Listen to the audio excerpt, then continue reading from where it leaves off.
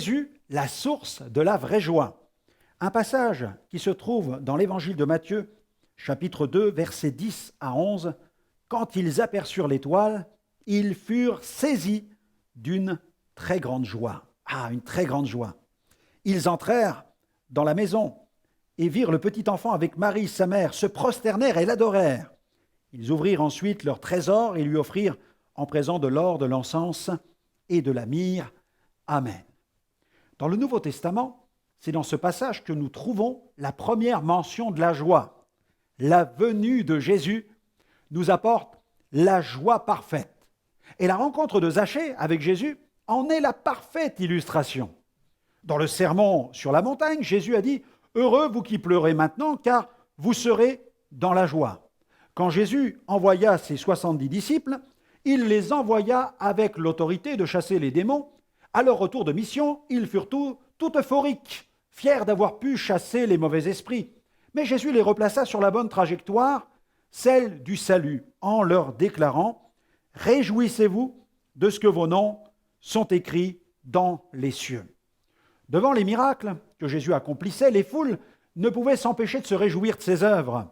Lorsque les femmes découvrirent le tombeau vide, elles furent remplies d'une très grande joie. Et puis, quand Jésus se présenta à ses disciples, dans les instants qui suivirent sa résurrection, ils furent tous dans la joie. Le véritable christianisme puise sa joie dans la résurrection de Jésus. Le tombeau est vide. Jésus, le Fils de Dieu ressuscité, est vivant pour toujours.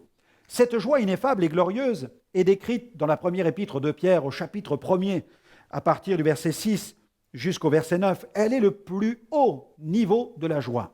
Cette joie ne pourra plus subir les assauts de l'épreuve et des contraintes terrestres. Déjà, en espérance, nous nous réjouissons de cette joie ineffable, car nous attendons des cieux le Seigneur Jésus qui peut, à tout moment, nous enlever. Ne regardons plus au temps et aux circonstances, mais apprenons à regarder aux œuvres de Dieu et à le louer pour celles-ci. Maintenons-nous dans la joie du Seigneur. Le nom de Jésus est vraiment la source de notre joie. J'aimerais vous recommander une prière pour aujourd'hui. Seigneur, ma joie est en toi. Et chaque jour, je veux te célébrer et honorer ton nom. Quels que soient les temps et les circonstances, je veux apprendre à garder la joie, car tu es le Dieu de mon salut et celui qui dirige ma vie. Loué sois-tu, Seigneur.